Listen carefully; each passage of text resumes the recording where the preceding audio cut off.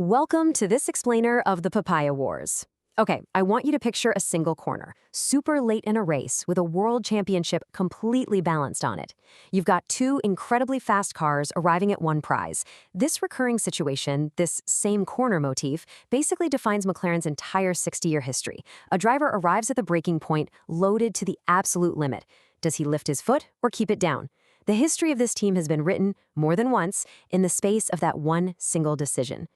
So, that brings us to the absolute core question we're exploring today. Can a team actually survive two number ones? It's the ultimate paradox of motorsport, right?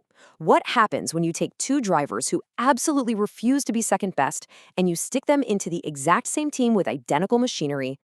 Okay, let's dive into this. This is what's known as the two-driver problem. It's this wildly audacious recurring decision to put two alpha drivers in identical cars and just let them race, totally free, without imposing a traditional number one and number two hierarchy.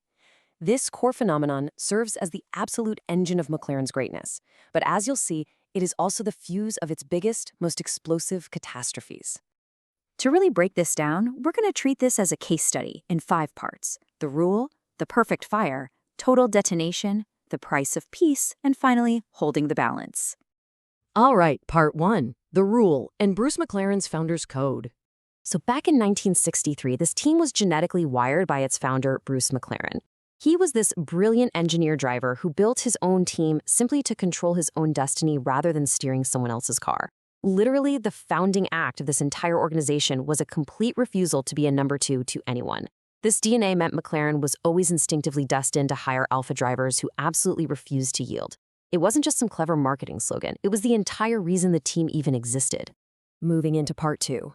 The perfect fire. 1984, Lauda versus Prost.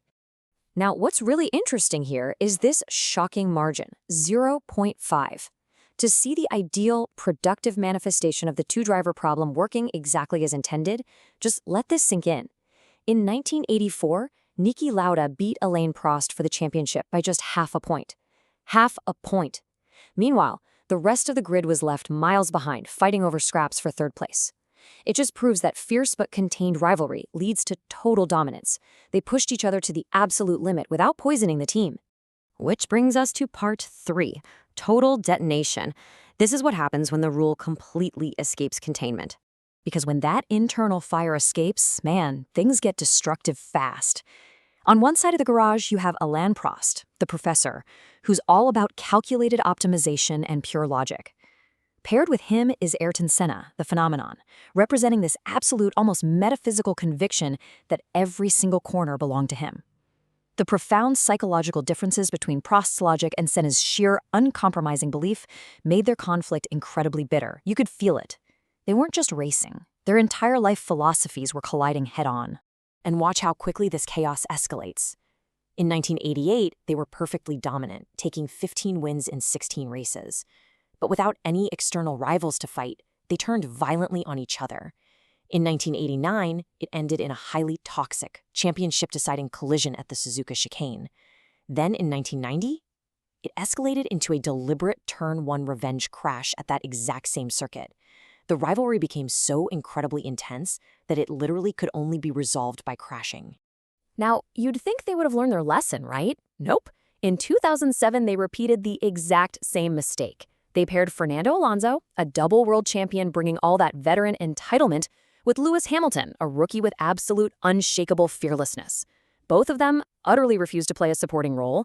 This led directly to pit lane sabotage in Hungary, totally broken trust, and a garage that was literally split right down the middle. And the final cost of this toxic environment? A staggering $100 million. Just let that massive number hang there for a second. The internal civil war became so toxically entangled with an unprecedented external espionage scandal known as Spygate. Their sheer inability to manage these two alphas nearly brought the entire proud organization crashing to the ground. And then there's the utter agony of the number one. In 2007, both Hamilton and Alonso lost the title by exactly one single agonizing point to a rival team simply because they spent the whole season taking so many points off each other. But the following year, in 2008, with Alonso gone and the garage finally united behind one guy, Hamilton secured his redemption title by, you guessed it, one single point on the very last corner. So let's slow down and look at part 4, the price of peace, the anti-rivalry era, and the team's slow fade. So the crucial point is, what happens when a team decides they've just had enough of all this drama? Well, this introduces what we can call the Coulthard equation. Having a quote-unquote good teammate with a really clear hierarchy definitely leads to comfortable stability. But here's the catch, and this is true in F1 or a corporate boardroom, harmony without a championship edge just isn't enough. It creates this comfortable ceiling, but it completely fails to generate that necessary internal fire you absolutely need to push beyond normal limits. And of course, if you don't even have the car, you don't have anything. Take Alonso's return during the disastrous Honda stint from 2015 to 2017. The team secured exactly 0 wins and 0 podiums. Alonso was so deeply frustrated, he famously, and pretty brutally, got on live radio and called his power unit a GP2 engine. Ouch. The stark reality is simple. Without a competitive car, there is absolutely no rivalry to harness. The team was just marooned at the back of the grid in complete stagnation. Now for part 5, holding the balance, the 2024 to 2025 rebuild. And this brilliantly illustrates the modern climax of our story. Under Zach Brown and Andrea Stella, the team audaciously and intentionally chose to recreate the two-driver problem. And look at the incredible symmetry that resulted in the 2025 season. Lando Norris with 7 wins, Oscar Piastri with 7 wins. They handed 2 young, incredibly fast, hungry drivers the best car in the sport and let them fight. They actually mastered the rule by winning a title without blowing up the team, finally managing that fire rather than just blindly suppressing it. It all brings our narrative full circle back to one undeniable truth. The corner is always the same. What changes is whether the team survives it. This captures the beautiful, volatile paradox of McLaren's DNA. The exact same fire that builds their dynasties is the fire that detonates them.